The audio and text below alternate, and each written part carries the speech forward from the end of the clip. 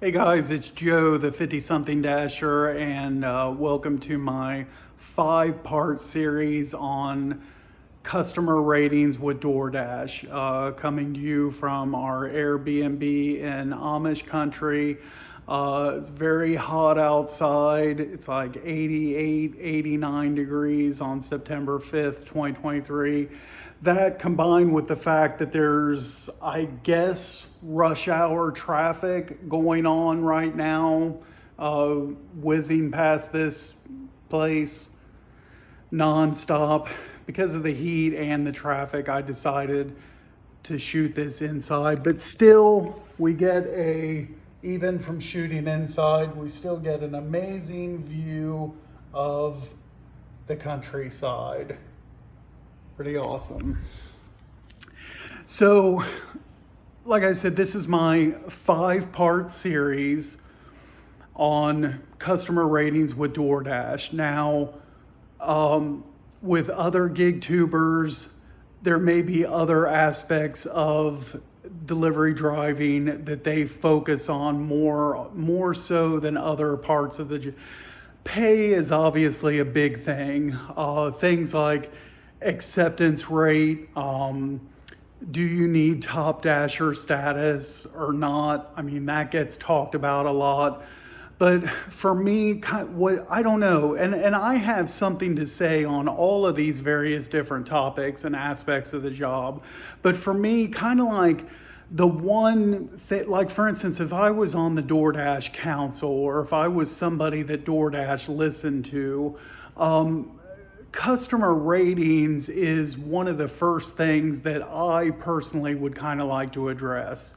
Another thing I'll mention about the customer ratings is this is something that and we all know this, if your rating falls below a certain point, you can get deactivated from DoorDash. And I mean, it can be just like that. You can wake up in the morning, log into the app to start a dash, and your account's been deactivated.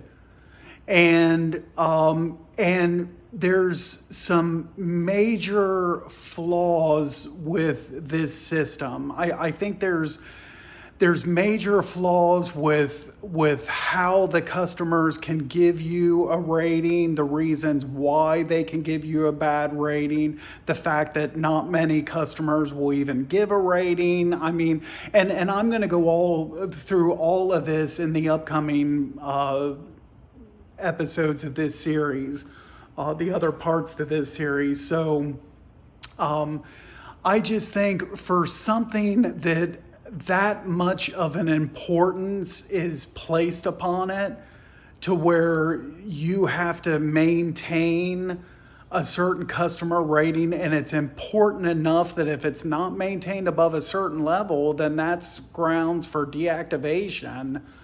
And for some of those things that for reasons that are kind of out of your control, there's just major flaws here. And like I said, I'll get into those in the upcoming other parts to this series. So I have quite a bit to say about this, and that's why I broke it down into 5 parts. This first part is kind of like an introduction and, describing what the parts are. And then also something that I want to kind of preface all of the videos with. I'll get to that in a minute. Part 2 is going to be kind of like an overview of the ratings themselves, especially like negative ratings, how much they're worth, what information you can find out about those ratings, that type of thing, just kind of like an overview. Part 3, you'll want to check out for sure. That's my 2 biggest, huge, big issues with the customer ratings. And then part 4, I'll go into, and maybe hardly any drivers do this, but I actually track my customer ratings when I get them.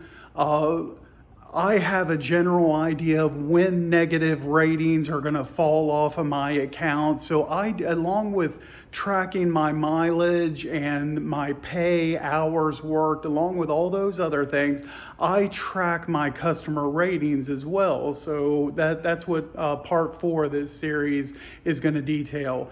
And then part 5 is I have a very interesting suggestion that if you're going to rate the drivers and you're going to continue to do this, well, I have another suggestion that maybe people should think about, and I think it's a good idea, and definitely check out part 5 for sure.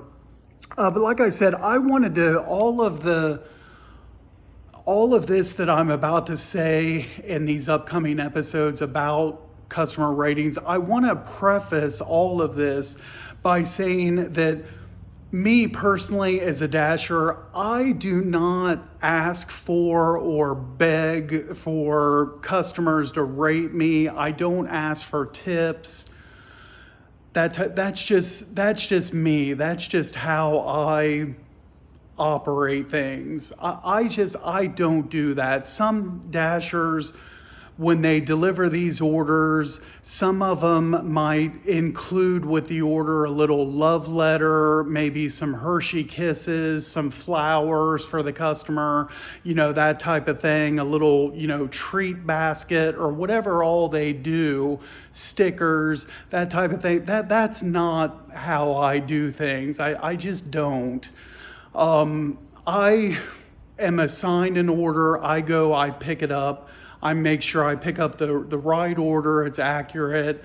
I practice, the safely transporting the items and proper handling of the orders, all that type of thing. When I get to the customer, I follow the instructions. If it's leave at the door, hand to customer. If I meet the customer, I greet them, good morning, good afternoon, hand them the order. A lot of times they'll thank me. I'll say, you're welcome, have a nice day, off I go. Okay, so I don't beg for ratings or anything like that. I know some dashers might ask customers to do that face to face, or I know a lot of them send a message, if you're happy with my service, could you leave a 5-star rating, that type of thing. I personally don't do that. There's other messages that I send. So anyway, that's my introduction for this series. And thanks for watching. Make sure to check out part 2 next. And as always, like this video, subscribe to my channel, and thanks for watching.